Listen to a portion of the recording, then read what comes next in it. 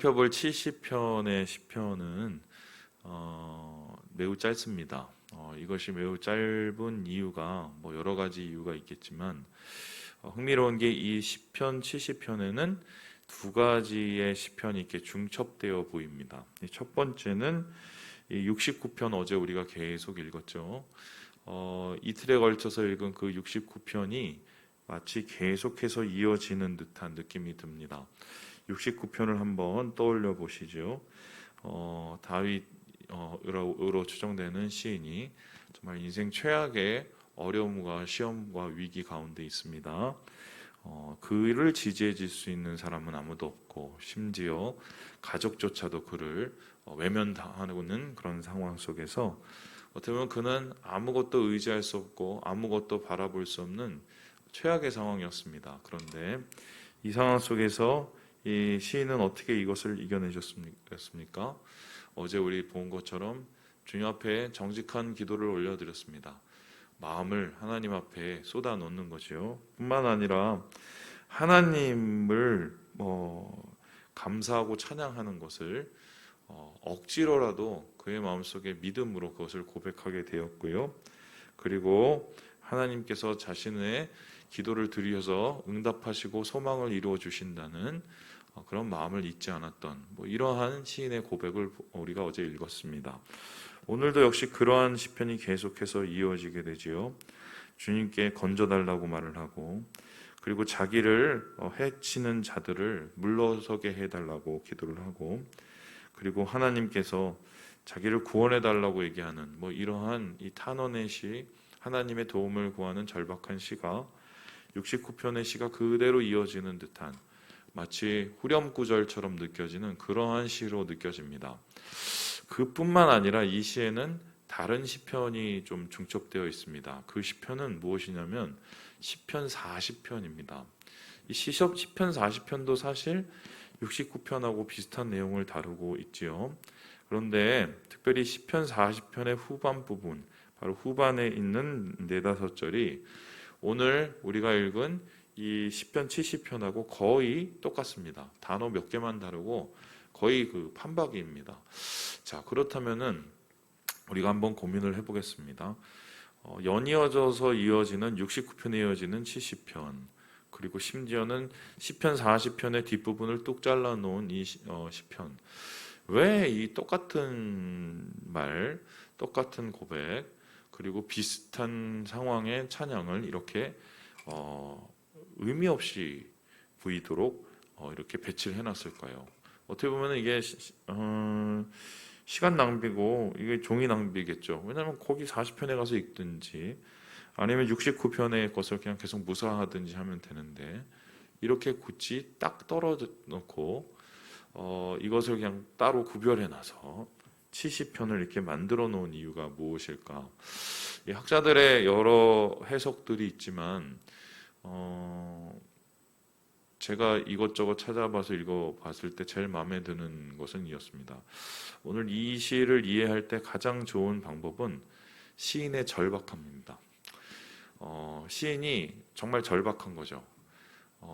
앞뒤 상황을 재지 못하고 한숨조차 쉴 수 없는 그런 위급하고 절박한 상황 속에 있는 시인의 모습이 보입니다. 여러분도 그런 상황을 경험해 보았을 거예요.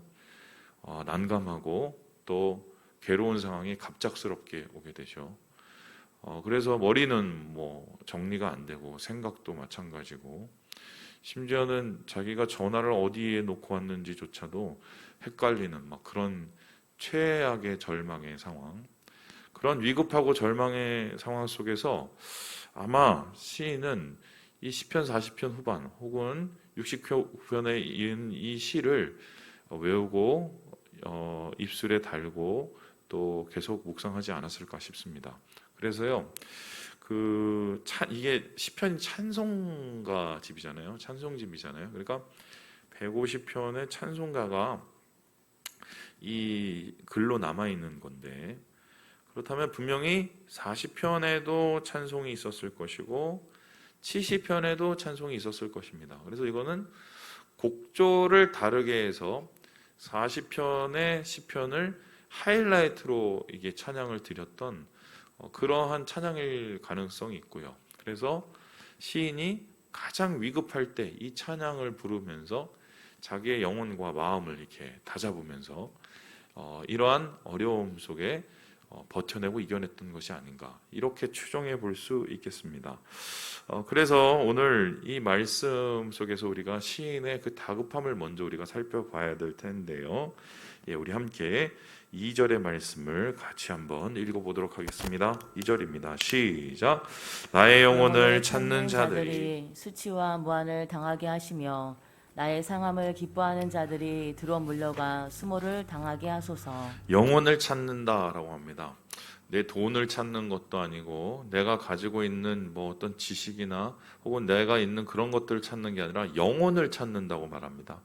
영혼을 찾는다는 말은 사실은 생명을 찾는다는 말보다 더 심한 말입니다. 여러분, 우리가 막 힘들고 어려울 때 영혼이 털렸다 뭐 이런 얘기를 하죠. 그때는 정말 우리가 앞뒤 전후 상황을 전혀 해결할 수 없을 정도의 곤란함 속에서 있을 때, 혼란함 속에서 있을 때의 말인데요. 지금 영혼을 찾습니다. 우리의 목숨을 찾을 뿐만 아니라 그 이상의 것을 찾아서 나를 괴롭히고 나를 죽이기로 작정한 그 원수들이 시인의 주변에 있었던 것입니다.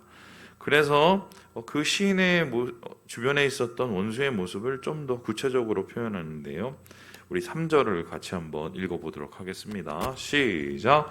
아하 아하 하는 자들이 자기 수치로 말미암아 뒤로 물러가게 하소서. 지금 아하 아하 한다. 이거는 의성어이지만 이렇게 표현하면 되겠어요. 좋아 좋아 좋아 좋아 이렇게 얘기하는 거죠. 왜 좋아 좋아 얘기하나요? 지금 시인이 곤란하고 어려운 상황에 영혼이 털리는 상황에 있는 것을 보면서 하하 박수를 치면서 좋다 좋다 하는 겁니다. 그만큼 시인의 고통이 그들의 기쁨이요, 시인의 위급함이 그들의 행복함, 그러한 악독한 자들이죠. 그러한 악독한 자들의 모습으로 인해서 시인은 수치와 무한을 당하였었을 것이고 마음이 굉장히 상했을 것입니다. 이런 위급함 상황 속에서 주변에 봤더니 도울 사람이 아무도 없고 그를 지킬 사람도 아무도 없어 보입니다. 그렇다면 시인이 할 수 있었던 가장 최선의 방법이 무엇이었을까? 1절에서 시인은 그 방법을 다음과 같이 이야기합니다. 시작. 하나님이여 나를 건지소서. 여호와여 속히 나를 도우소서. 하나님 앞에 건져달라고 도와달라고 애원하고 간청하고 소리를 부르짖는 것입니다. 여러분, 그렇습니다. 우리가 결국은 이것저것 다 해보고서 안 되면 하나님 앞에 부르짖지 않습니까? 하나님은 우리의 최후의 보루죠. 우리가 아무것도 할 수 없을 때, 여러 일을 감당할 수 없을 때 결국은 무릎 꿇게 되는 것이 우리 하나님의 존전입니다. 하지만 생각을 해보면, 그 최후의 보루이신 하나님의 존전 앞에 나가서 생각을 해보면 우리는 그때 후회라는 것을 하게 되죠. 뭐죠? 내가 이때까지 뭘 한 걸까?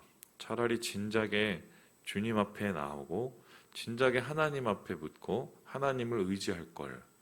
왜 내 생각과 내 마음대로 하려고 해서 이런 어려움을 스스로 감당하려 했을까? 그때야말로 후회를 하게 되죠. 사실 하나님은 우리의 최후의 보루가 아니라 최선의 방법이며 최선의 길입니다. 사실 그것을 기억하고 그것을 인정하고 사는 것이 바로 신앙이죠. 우리가 신앙에 철이 없을 때는 자기 뜻과 자기 능력대로 뭔가를 헤쳐나갈 수 있다고 생각을 하지만, 나이가 들고 여러 실패를 경험하고 여러 어려움들을 경험하면서 결과적으로 내가 할 수 있는 것들이 별로 없고 하나님이 계획하시지 않고 하나님이 인도하시지 않으면 아무것도 가능하지 않다는 것을 우리는 깨닫게 되죠. 그게 신앙의 어떻게 보면 연수가 차면서 우리에게 생겨나는 진수입니다. 진수죠. 신앙의 진수. 오늘 시인은 이러한 정말 위급한 상황 속에서 건져달라고 도와달라고 주님 앞에 외칩니다. 이것이 그에게는 최선의 방법이었기 때문인데요. 이러한 외침 끝에 시인은 더 나아가 하나님을 더 붙잡고 찾게 되는데요. 우리 함께 4절의 말씀을 같이 한번 읽어보겠습니다. 시작. 주를 찾는 모든 자들이 주로 말미암아 기뻐하고 즐거워하게 하시며 주의 구원을 사랑하는 자들이 항상 말하기를 하나님은 위대하시다 하게 하소서.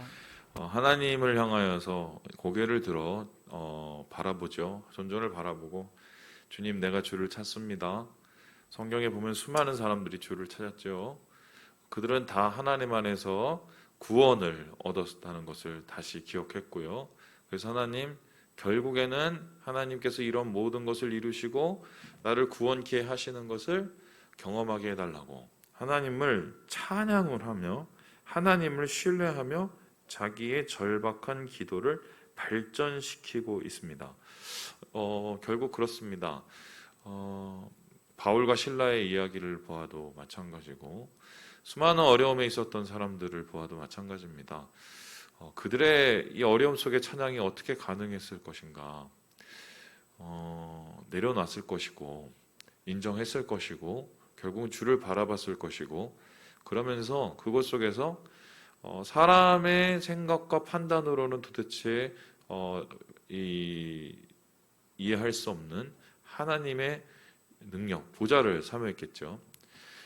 스데반 같은 경우를 봅시다. 그렇게 돌을 맞고 주변 사람들이 그를 욕하고 해치려 하는 상황 가운데 그가 얼굴의 밝음을 하나님의 영광스러운 얼굴이 되어서 정말 영광스럽게 순교했던 이유가 무엇일까요? 최악의 상황 속에서도 주님을 바라보는 자는 주님의 구원과 존전의 영광을 느낄 수 있기 때문인데요. 저는 우리의 끝이 이랬으면 좋겠습니다. 우리가 어떤 삶을 살다가 어떻게 끝이 날지 모르지만 요즘에는 끝이 병상에서 많이 나죠. 저는 좀 안 그랬으면 좋겠습니다. 예. 그 끝에 정말 얼굴이 밝아졌으면 좋겠어요. 주의 구원을 바라보고 우리를 포기하지 않으시는 하나님의 얼굴을 바라보면서 우리가 정말 하나님을 찬양할 수 있는 그러한 모든 상황을 뛰어넘는 감사와 찬양, 이것을 하는 것이 정말 우리의 마지막 소원이 아니겠는가 싶은데요. 오늘 시인은 자신의 절박한 기도를 하나님을 향한 위대한 찬양으로 바꾸면서 이 시를 발전시켜 나가고 있습니다. 궁극적으로 이러한 시인의 기도가 하나님의 존전에 상달됐겠죠. 그리고 그는 마음속에 확신을 얻습니다. 그리고 이렇게 끝을 맺는데요. 우리 함께 5절의 말씀을 읽어볼까요? 5절입니다. 시작. 나는 가난하고 궁핍하오니 하나님이여 속히 내게 임하소서. 주는 나의 도움이시요 나를 건지시는 이시요 여호와여 지체하지 마소서. 나를 건지시는 이가 지체하지 말아달라고, 나를 도와달라고, 속히 나를 건져달라고 자기의 마음을 다해서 하나님을 다시 매달리는 이런 상황으로 오늘 말씀을 마치게 되는 것입니다. 지금이야말로 이런 기도가 우리에게 필요하겠죠. 이 사람 저 사람 의지해도 결국 바라볼 것은 하나님밖에 없고 주님 앞에 엎드림의 승부를 할 수밖에 없는 것, 여러분 인생에서 그것을 느끼셨을 겁니다. 교회는 사실 그러라고 있는 것입니다. 하나님 안에서 함께 엎드리기 위해서 존재하는 것이 교회죠. 주님이 우리의 유일한 구원이시고 하나님이 우리의 최선이시며 하나님이 우리를 끝까지 응답하시는 분이라는 것을 우리가 포기하지 않고 함께 엎드리는 곳이 바로 교회입니다. 지금 그 교회가 과연 우리 한국교회일까? 한국교회의 가장 큰 위험은 엎드림의 위기죠. 풍파가 오고 시험이 와도 다른 방식으로 교회 위기를 이길 생각을 하지 같이 엎드리는 일을 하지 않습니다. 예전만 해도 교회와 나라에 어려움이 있었을 때 금식을 선포하고 목사님부터 먼저 무릎을 꿇고 같이 기도를 청했죠. 그 기도의 요청을 듣고 많은 분들이 함께 동참을 하셨고 금식하며 부르짖을 때 하나님께서 크신 역사를 보여주신 것, 여러분 우리가 지난 역사 속에서 교회의 역사 속에서 우리 한국교회 역사 속에서 많이 경험된 일들입니다. 그런데 안타까운 것은 그러한 모습들이 점점 사라지고 있다는 것입니다. 참 안타깝죠. 참 안타깝죠. 더 늦기 전에 이러한 절박한 부르짖음, 함께 부르짖음, 그리고 하나님의 임재를 바라고 도우심을 바라는 이 부르짖음을 우리 교회, 우리 한국교회가 회복해야 되는 것을 하나님이 원하시는 것이 아닐까, 저는 그렇게 생각하고요. 오늘 이 시인의 하나님을 향한 이 찬양을 함께 부를 때 아마 그 이후에 수많은 어려움을 많은 사람들이 시인의 고백과 함께 이겨내고 견뎌내지 않았을까.